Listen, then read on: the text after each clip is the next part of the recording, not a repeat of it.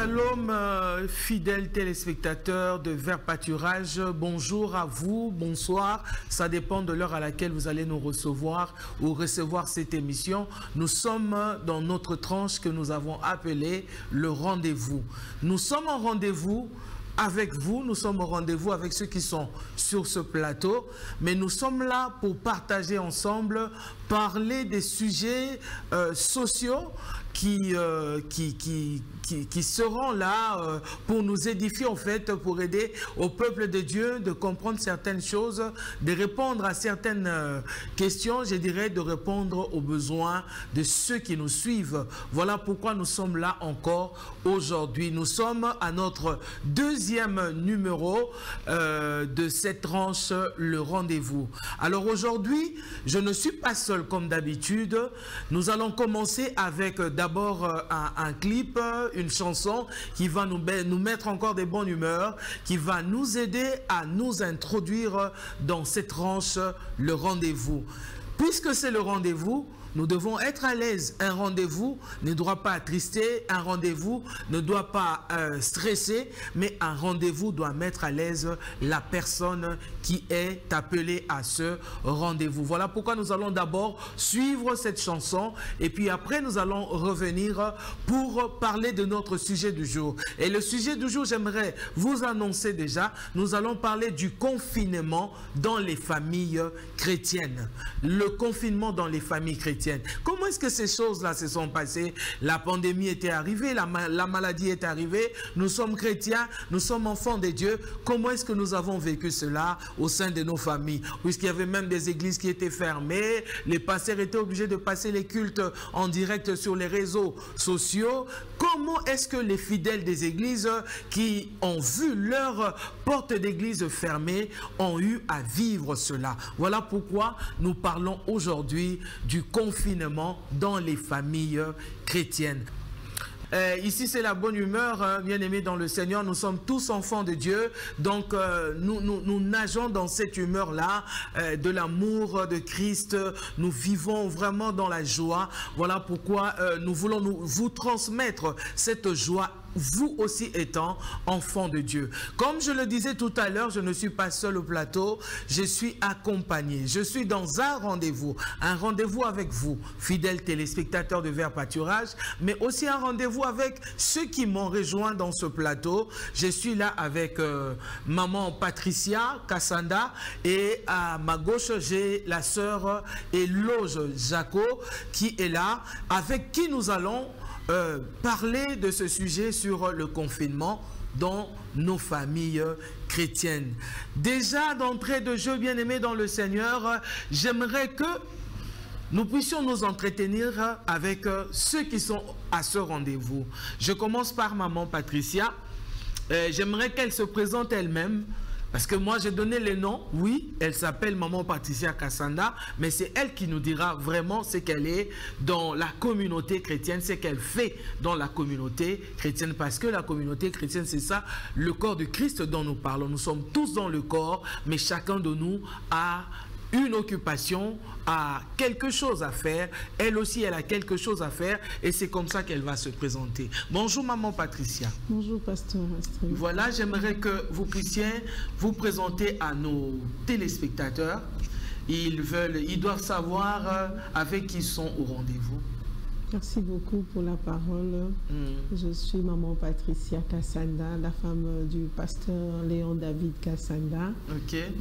Mariée, mère de 5 enfants, que j'aime bien, je salue en passage. Et je sers le Seigneur dans l'église évangélique La Restauration en tant que responsable aussi du département de femmes. Okay. Je suis dans le département de femmes et nous œuvrons dans l'église ensemble avec mon mari aussi. Oui, j'aimerais vous poser une question par rapport à votre présentation, mais je vais d'abord passer chez la sœur. Je voudrais que la sœur puisse aussi se présenter. C'est vrai qu'on a dit que c'est la sœur Eloge Jaco, mais bon, nous ne savons pas quelle branche, dans quelle branche tu te retrouves au sein de la communauté chrétienne ou dans le corps du Christ.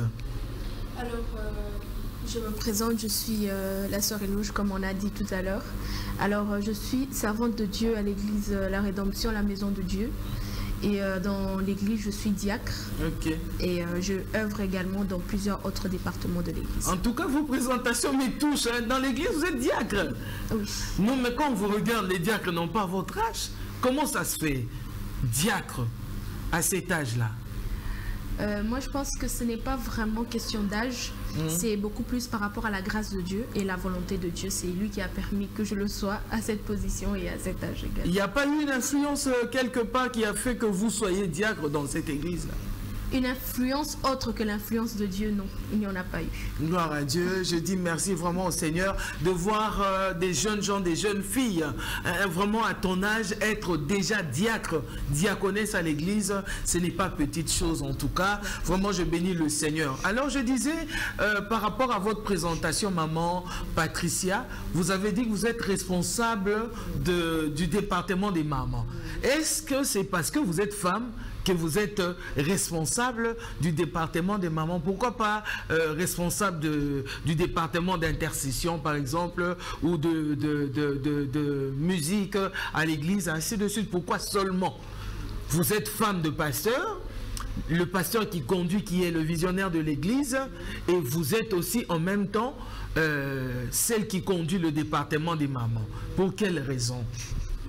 J'aimerais d'abord rectifier, quand je dis département de femmes. Okay. Parce qu'au départ, quand les gens entendent département des mamans, ils voient que les mamans avec les bébés à côté. Okay. Mais je suis dans le département de femmes, je m'occupe de tout ce qui est de femmes.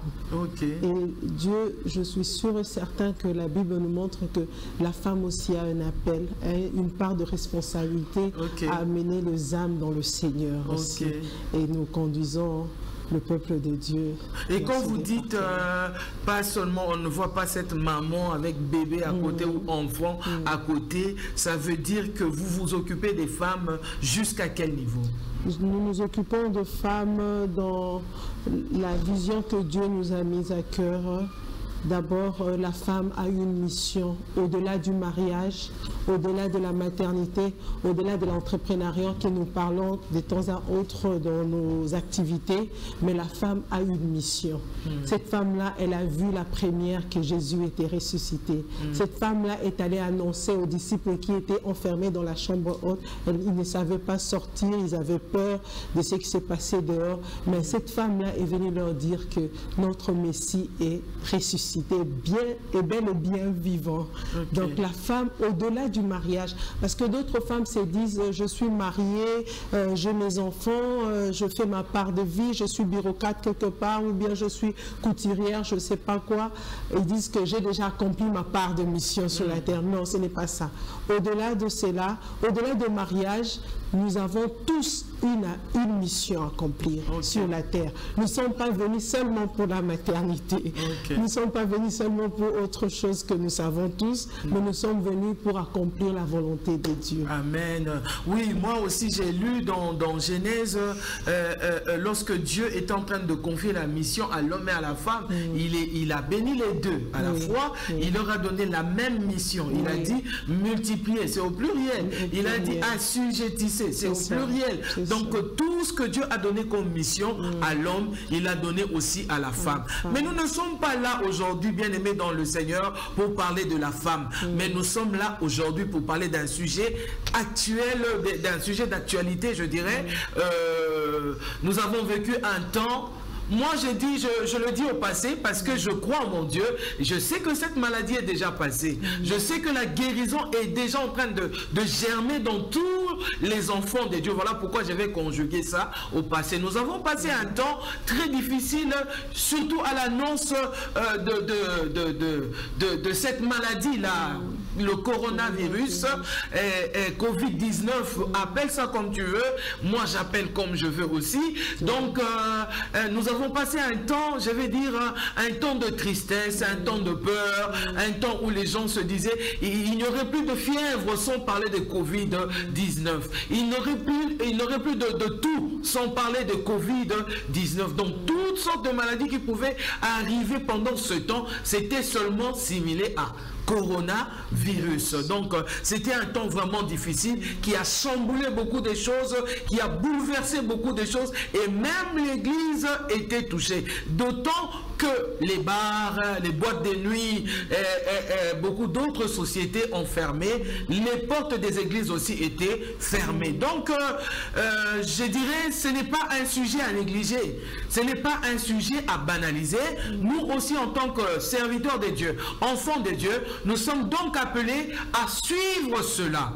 Nous sommes appelés à parler de cela. Nous sommes appelés à développer là-dessus pour aider aussi nos bien-aimés à comprendre certaines choses. Voilà pourquoi aujourd'hui Dieu nous a donné cette occasion, bien-aimés, d'en parler. Nous parlons de ce confinement qui est venu par cette maladie qu'on a appelée Covid-19. Comment est-ce que les enfants de Dieu l'ont vécu dans leurs différentes familles, que ce soit dans la maison du pasteur, que ce soit dans la maison des chantres, ceux qui sont protocole à l'église, ceux qui sont seulement fidèles, qui viennent pour prier et rentrent à la maison. Comment est-ce qu'ils ont eu à vivre ce temps-là très difficile pour toutes les populations de la terre? Voilà pourquoi nous avons nos invités sur ce plateau avec qui nous allons parler, évidemment, bien aimés, de ce sujet, le confinement dans les familles chrétiennes. Je vais commencer avec maman Patricia, vous en tant qu'épouse de pasteur. On dit aussi que les pasteurs vivent des offrandes, des dîmes, ainsi de suite. Les églises étaient fermées. La prière qui était censée avoir lieu à l'église, où est-ce qu'elle a eu lieu? Qu'est-ce que vous avez fait? Comment est-ce que vous avez vécu ce temps de confinement chez vous, à la maison, avec les enfants? Merci beaucoup, pasteur Astrid, pour cette belle question. Le confinement dans les familles chrétiennes, c'est vrai que ce n'était pas facile, comme vous venez de le dire, que ce soit chez le chrétien comme chez le païen, le non-chrétien. Mais ce qui était merveilleux chez nous en tant qu'enfants de Dieu, c'était des moments qui sont arrivés à la période de deux grandes fenêtres, si je peux me permettre de le dire, historiques, des enfants de Dieu. Première fenêtre, c'est la Pâque. Nous avons célébré la Pâque en plein confinement. Deuxième fenêtre, c'est la Pentecôte qui va bientôt arriver et nous croyons que ça sera une grande fenêtre ou une grande porte qui nous ouvre à un grand réveil aussi, à une nouveauté aussi de vie. Comme j'aime toujours dire dans le verset 1 Corinthiens 2, le verset 9 du chapitre 2, 9, mais de choses que l'œil n'a point vu, des choses que l'oreille n'a pas entendues, ce qui n'est pas monté dans nos cœurs, mais des choses que Dieu a préparées pour ce bien-aimé. Je me suis dit que le coronavirus, nous n'avons jamais entendu parler. Peut-être vous, mais moi, je n'ai jamais entendu parler du corona. Ni mes parents ne m'ont jamais raconté. En tout cas, c'est à peine que nous venons d'apprendre tout ce qu'il existe. Ni nos ancêtres, une sorte de bactérie qui s'appelle coronavirus. C'est vraiment à peine que nous venons d'apprendre. C'est des choses que l'œil n'a point vu, mais c'est arrivé du côté négatif, la maladie, la pandémie, le chaos. Mais il y a quelque chose que Dieu nous fait beaucoup du bien dans sa parole, mais des choses que Dieu a préparées pour ce bien-aimé. Donc pendant cette période que nous étions confinés, nous n'avons pu nous rassembler avec nos frères et sœurs, la communion fraternelle, mais dans nos maisons, il y a eu communion fraternelle. Il y a eu des églises dans des familles, des chrétiens. En tant que chrétien, personnellement, je dirais, dans nos maisons, nous avons eu des cultes de matin, de soir. Comme les enfants n'allaient plus à l'école, on devait se réunir ensemble et j'entendais nos enfants parler de la parole de Dieu, réciter, prononcer, proclamer la parole, les versets bibliques que tout le monde en entendait. C'est le psaume 91, le psaume 27, l'Apocalypse, le sang de Jésus, le sang de Jésus. C'est ni par notre force, ni par... C'est une période que Dieu nous a fait beaucoup du bien. Et je crois que nous avons toujours un groupe de femmes, un groupe de prière que nous organisons dans les cellules, de maison, comme au camp militaire. Et nous appelons cela une action Yesunamabota.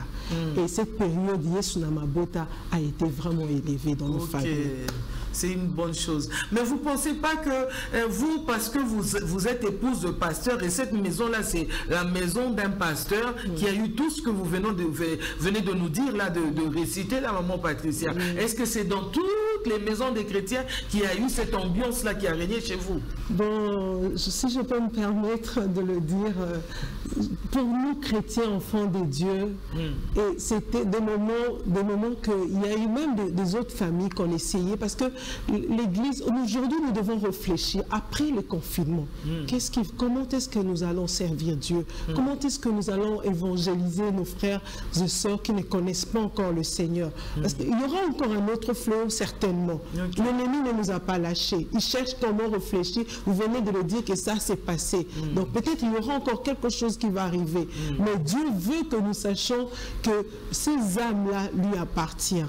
Ne nous appartient pas. Et comment faire pour les atteindre? Même pendant le confinement, on a pu ici, dans nos maisons de pasteurs, nos maisons de serviteurs, servants de Dieu, nous avons pu élever Jésus Yesu Namabota. Et pourquoi pas nos frères? Tu peux appeler un frère, lui dire à 18h, on a prière. Tu peux aussi réunir tes enfants, ton mari, ta femme ensemble et élevons Jésus à l'intérieur. Et ça s'est passé comme ça partout. Et ça, c'est question de communication aussi. Il faut qu'une bonne communication puisse passer pour en savoir plus.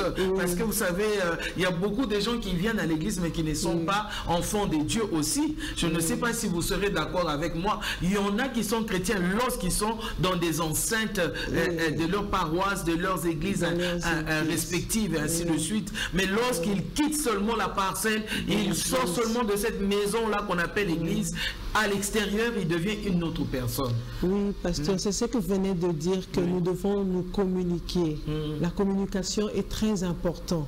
Le suivi aussi, comme nous le faisons avant quand nous étions dans l'église, dans le bâtiment local.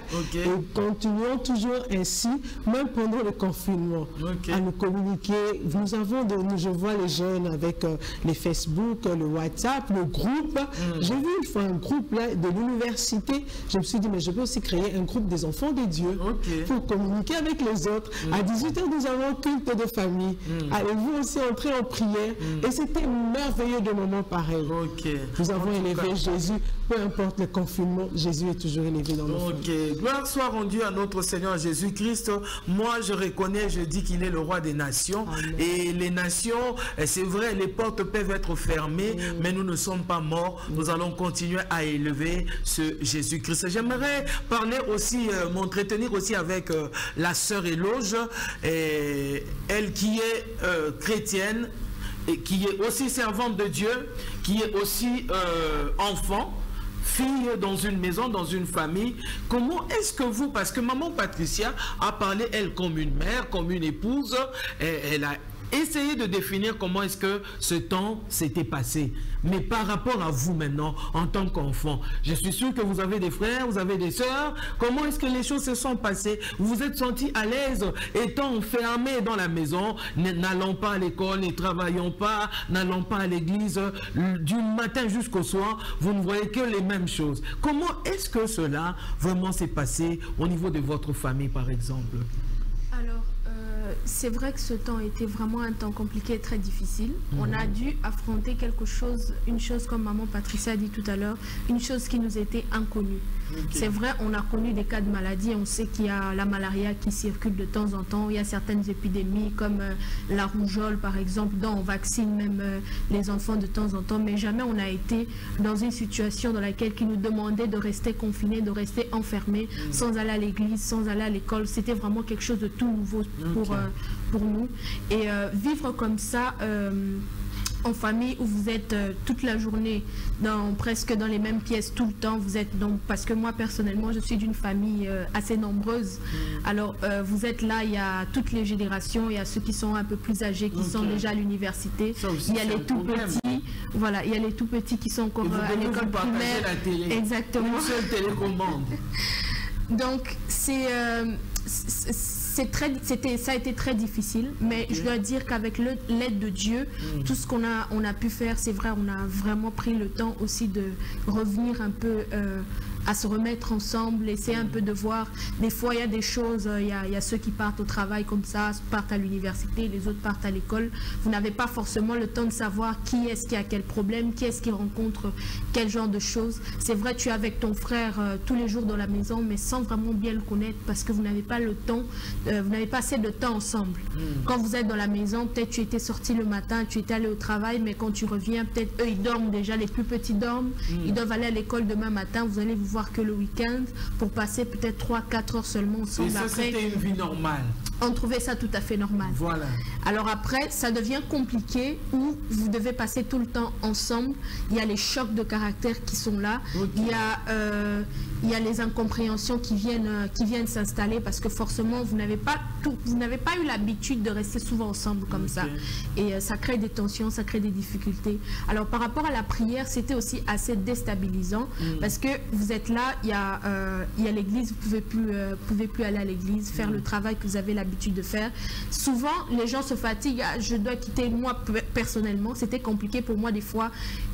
Terminer le travail pour passer à l'église, c'était compliqué. On avait l'impression qu'on te demandait de trop d'aller à l'école, d'aller au travail, puis après passer à l'église, on sentait que ça pesait sur nous. Mais à un moment donné, on sent en fait à quel point c'était important d'aller à l'église, à quel point ce service-là, on s'était habitué, on s'était imprégné de ce service de Dieu.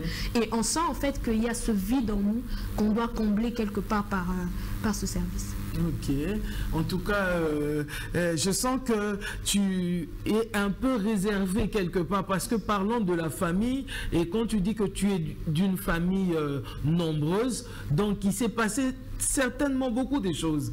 Par exemple, la télécommande dont je viens d'évoquer ici, donc il y a plusieurs générations dans la famille, il y a les parents, il y a des grands enfants, il y a ceux qui sont moins âgés par rapport aux autres, ils veulent regarder par exemple des dessins animés, pendant que vous voulez suivre le programme, d'ailleurs un programme de prière qui a été annoncé déjà, vous voulez suivre, prier ensemble et les enfants n'ont pas cette facilité de comprendre cela. Comment faire alors pour que tout se passe bien, qu'il y ait le calme, la paix qui règne au sein de la famille?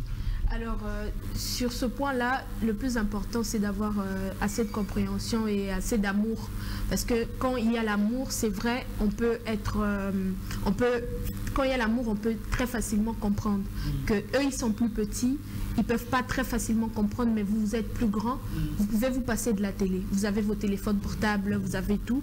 Un programme que tu pouvais suivre à la télé, tu peux le suivre peut-être sur YouTube ou quoi. Tu as la possibilité de le faire, alors tu peux te dire, bon voilà, je les laisse quand même suivre. Moi, j'ai mon téléphone, j'ai mon ordinateur, j'ai ceci, j'ai cela. Je peux très bien me passer de la télévision.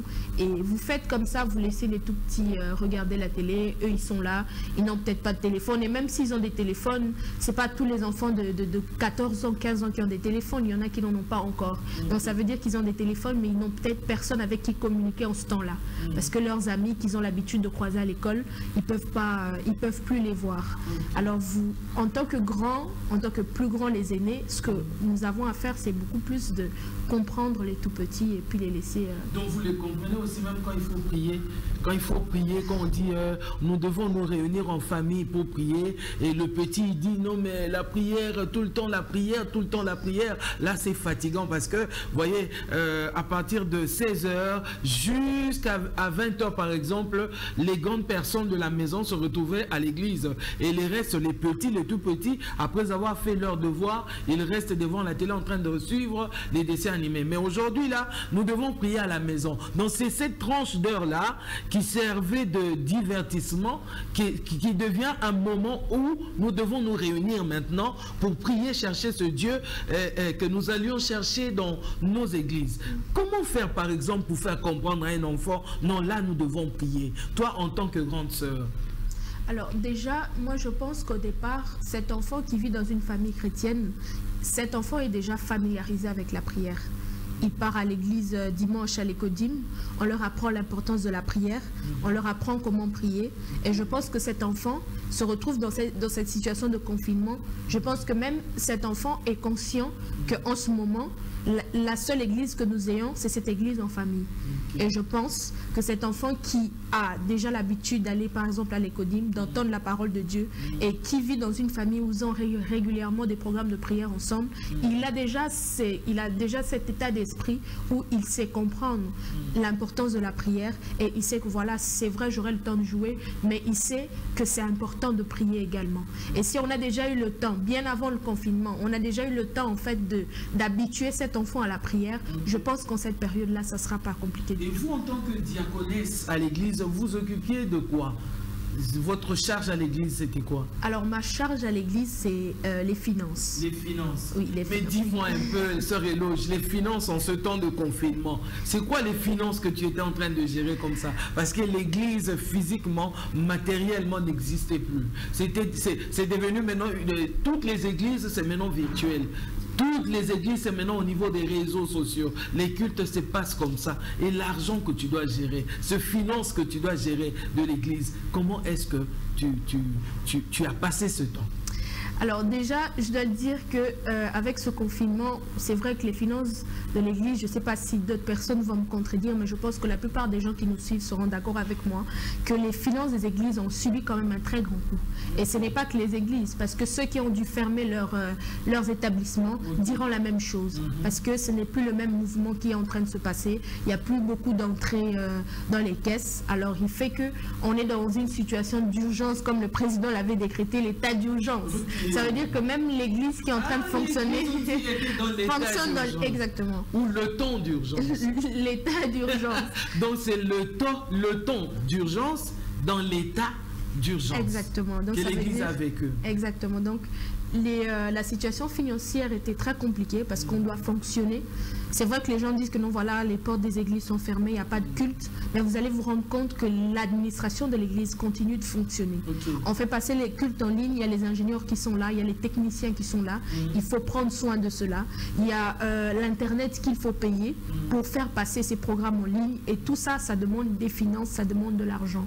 Et c'était très compliqué. C'est vrai qu'on a trouvé des moyens pour pallier à tout ça, avec les paiements mobiles et tout ça qu'on a mis, des numéros et tout ça. C'est vrai que les gens peuvent payer par leur téléphone et tout, mais on sait que c'est pas de manière régulière. Parce que déjà, dans les cultes, généralement, on a un temps des offrandes où on doit exhorter les gens, voilà, il faut mettre les offrandes, Dieu va vous bénir. Alors avec le programme en ligne, on n'a pas vraiment beaucoup de temps à passer sur, insister sur les offrandes. J'ai vu beaucoup de pasteurs se sont beaucoup plus concentrés sur le message. Ils ont passé le message, c'est vrai qu'ils ont mis les numéros pour les offrandes, mais ils ont passé le message, ils ont prêché la parole de Dieu. Et ce chrétien-là qui lui était déjà habitué qu'on le motive pour qu'il puisse mettre son offrande, on doit l'exhorter 30 minutes, on doit l'exhorter 45 minutes pour qu'il sorte son offrande. Alors c'était très difficile, mais grâce à Dieu, nous avons quand même pu s'en sortir, nous avons quand même pu nous en sortir, nous avons quand même pu tenir les finances de cette église pour faire en sorte que les choses restent quand même assez équilibrées. Donc vous avez lancé l'appel au niveau des réseaux sociaux pendant les cultes qui passent sur les réseaux. Vous appelez aussi les gens à continuer à donner leurs offrandes, leurs dîmes, leur soutien. C'est comme ça que les choses se sont passées. Alors, on n'a pas vraiment martelé là-dessus, mais ce qu'on a fait, c'est qu'on a mis les numéros pour les paiements mobiles, pour permettre à tous ceux qui auraient leurs offrandes et tout ce qu'ils auraient à mettre, les dîmes et tout ça, qu'ils puissent... Pourquoi ne pas continuer alors à exhorter, comme tu as dit là, lorsqu'on était dans les cultes, il y a des gens qui passaient pour exhorter, pour encourager aux fidèles de donner leurs offrandes, leurs dîmes. Pourquoi ne pas le faire la même chose aussi pendant nos cultes sur les réseaux sociaux? C'est quoi la raison qui empêche à ce que les choses se passent de cette manière? La raison est beaucoup plus en temps, c'est basé en temps, parce que quand on est en train de passer en ligne, les gens n'ont pas trop le temps de rester sur les mêmes choses. On voit des fois les gens entrer en ligne, ils suivent 5 minutes et puis ils partent, il entre 10 minutes sur le live et puis il part. Alors on n'a pas... on avait peut-être 2 heures du temps de culte comme ça dans les églises, 2 heures, 3 heures pour certains.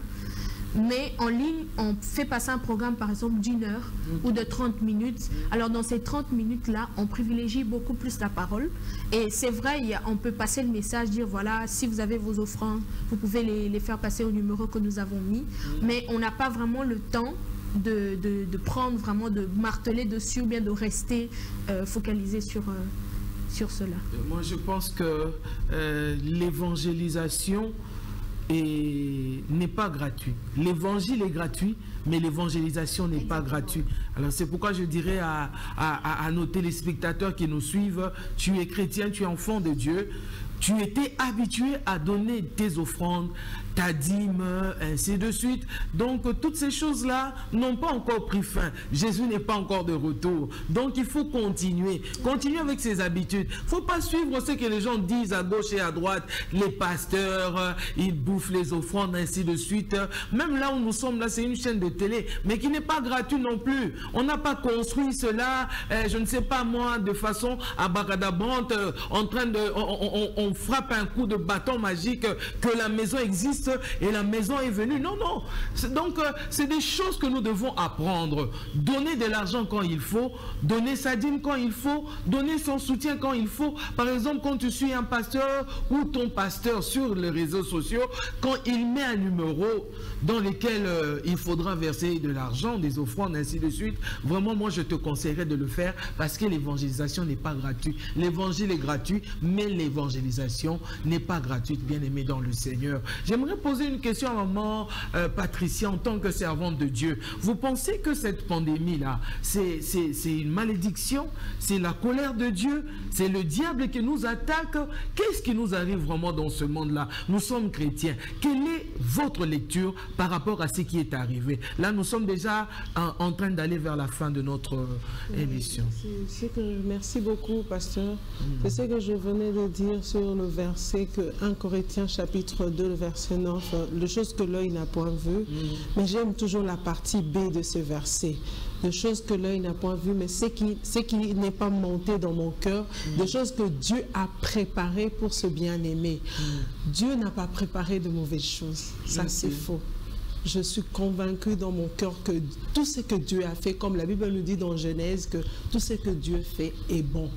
Mais maman Patricia, il y a aussi un passage dans la Bible, dans Matthieu, qui dit aussi que vers les temps de la fin, il y aura la famine, il y aura des guerres, un pays va se soulever contre un autre, il y aura des maladies, des épidémies, ainsi de suite. C'est aussi dans la Bible, non? Oui, nous tendons vers le temps de la fin. C'est vrai. Mais ce n'est pas Dieu qui a préparé cette pandémie pour que les gens meurent comme ça.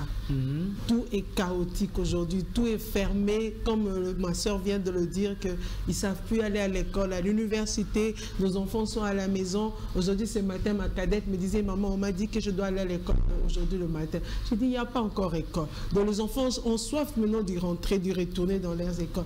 Je ne pense pas que c'est la volonté de Dieu de nous laisser dans la pandémie.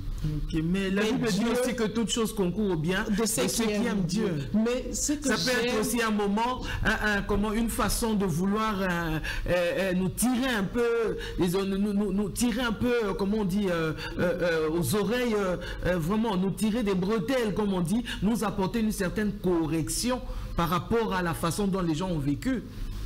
Pasteur, vous êtes pasteur, vous connaissez aussi la parole de Dieu, mieux que moi peut-être aussi. Mais je comprends une chose, que même quand Joseph se retrouvait dans la prison, ce n'était pas la volonté de Dieu. Je ne pense pas que Dieu voulait le malheur de Joseph.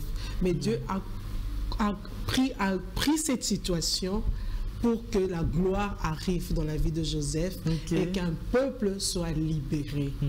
Dieu aussi permet que cette situation nous arrive afin que nous vivons la différence entre les enfants de Dieu et ceux qui ne sont pas de Dieu. À la fin, c'est pourquoi au départ j'ai dit que pour nous, enfants de Dieu, famille chrétienne, cette situation est arrivée à quelle période, à quel moment de ces deux fenêtres, la Pâque et la Pentecôte. Et nous attendons bientôt la Pentecôte. Certainement que Dieu nous fera sortir d'un grand réveil. Certainement, Dieu nous fera sortir d'une grande restauration.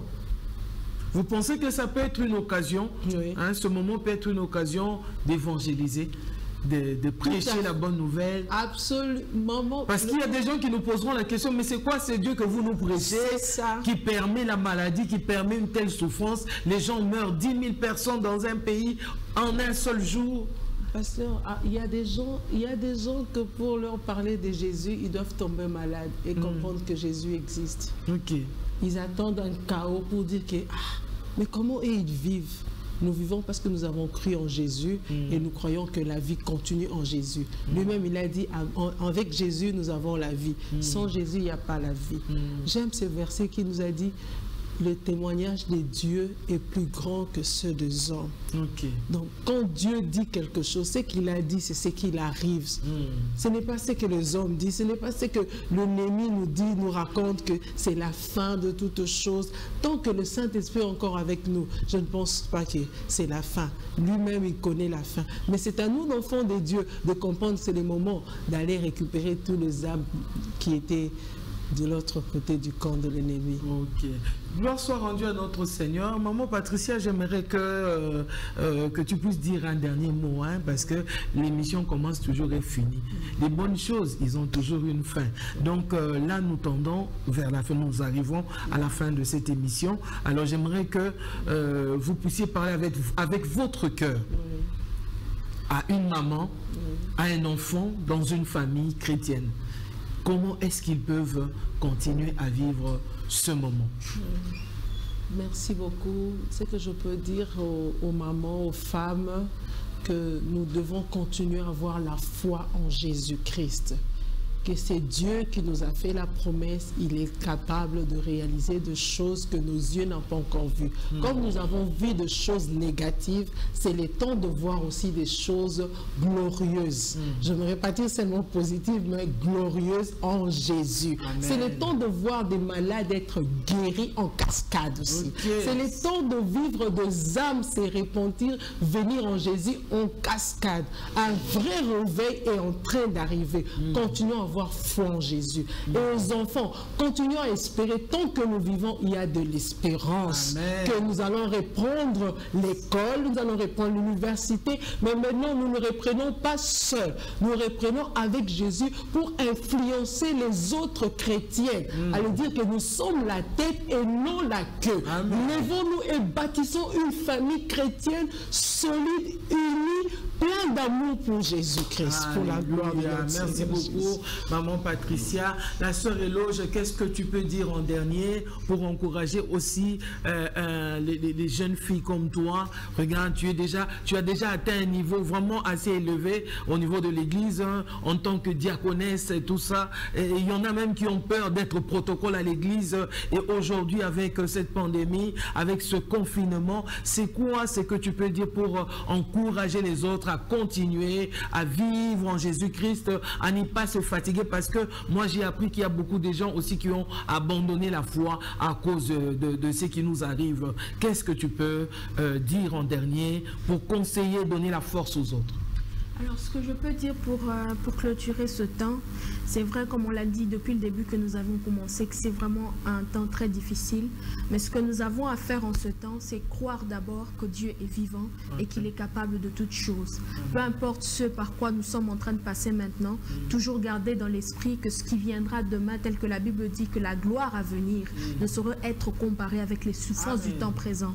C'est-à-dire que si nous gardons notre regard, nous gardons notre espérance sur ce qui est à venir, au lieu de regarder à ce qui est présent, nous allons avoir cette joie de vivre, nous allons retrouver la paix en se disant, c'est vrai que nous vivons des temps difficiles, mais ce qui nous attend demain est bien plus grand que ce que nous sommes en train de vivre aujourd'hui. Bien vivre dans la famille, se supporter les uns les autres, cultiver encore l'amour et beaucoup plus de compréhension. C'est vrai que ce n'est pas facile la vie en famille, surtout en ce moment où nous sommes tous dans les mêmes pièces presque toutes les heures de la journée. Les linges sales se lavent en famille. Exactement. Okay. Donc, c'est-à-dire que c'est un temps où nous devons privilégier l'amour. Tu peux être dans un problème ou dans un conflit avec ton frère ou ta sœur. Ne cherche pas toujours à avoir raison. Peut-être tu as raison, mais donnons le privilège à la paix, à la joie. C'est vrai, tu peux avoir raison, mais beaucoup plus privilégier la paix dans la famille, privilégier le bien-être de tout un chacun et garder dans cet esprit l'unité, garder la communion entre frères et sœurs, garder la communion avec les parents, garder la communion avec tout le monde, mais beaucoup plus aussi prier pour tout un chacun de nous, prier pour nos frères, pour nos sœurs, pour nos amis, parce qu'il y a beaucoup qui sont en train de passer dans des temps de dépression en ce moment. Ils sont enfermés. C'est vrai que toi, tu es dans ta famille, tu peux voir un grand frère ou une petite sœur, mais il y a des gens qui sont seuls, enfants uniques peut-être, qui n'ont peut-être pas de parents, ils sont seuls dans une maison, enfermés, ne sachant quoi faire. Alors il faut les soutenir dans la prière, beaucoup prier pour ses amis, ses voisins, prier pour les uns les autres, parce que nous avons vraiment besoin d'être soutenus dans la prière et ne surtout pas abandonner la foi en Dieu. En tout cas, je dis merci au Seigneur, je suis content. Vraiment, c'était un rendez-vous très important, c'était un rendez-vous fructueux. Nous avons tous suivi les interventions des unes et des autres. Nous avons compris qu'il n'y a qu'un seul appui pour nous, c'est Jésus-Christ. Nous devons continuer à garder la foi. Je vais dire aux parents, soutenez vos enfants, aidez-les à rester en Jésus-Christ. Soutenez les amis, les frères, les connaissances, ainsi de suite. Peut-être qu'il y a une personne qui veut vraiment suivre un culte sur les réseaux sociaux, mais qui n'a pas de forfait. Tu peux l'aider, toi qui as le forfait. Tu es sa soeur, tu es son frère. Pour le moment, nous sommes appelés à nous attacher, à nous aimer les uns les autres, à faire en sorte que l'ennemi ne trouve pas son entrée. Je veux dire à cette personne qui est en train de souffrir en sourdine, il se dit, je me sens pas bien, je ne suis pas bien, je manque ceci, je manque cela, à cause de ce temps que nous sommes en train de passer. Ne reste pas en train de pleurer, fais comme David bien-aimé, lève-toi, prends maintenant la décision de dire, je vais récupérer ce que le diable m'avait volé, je vais récupérer ce que le monde de ténèbres veut m'arracher, je ne laisserai pas ce qui est à moi être volé par une autre personne. Oui, Jésus-Christ est de ton côté. S'il est pour nous, la Bible dit, qui sera contre nous? Bien-aimés dans le Seigneur, je vous donne rendez-vous la prochaine fois. Nous allons encore nous retrouver sur cette même chaîne, à la même heure, et j'aimerais, bien-aimé, que tu puisses garder ton sourire, car nous avons Jésus-Christ. Ciao, ciao, à la prochaine.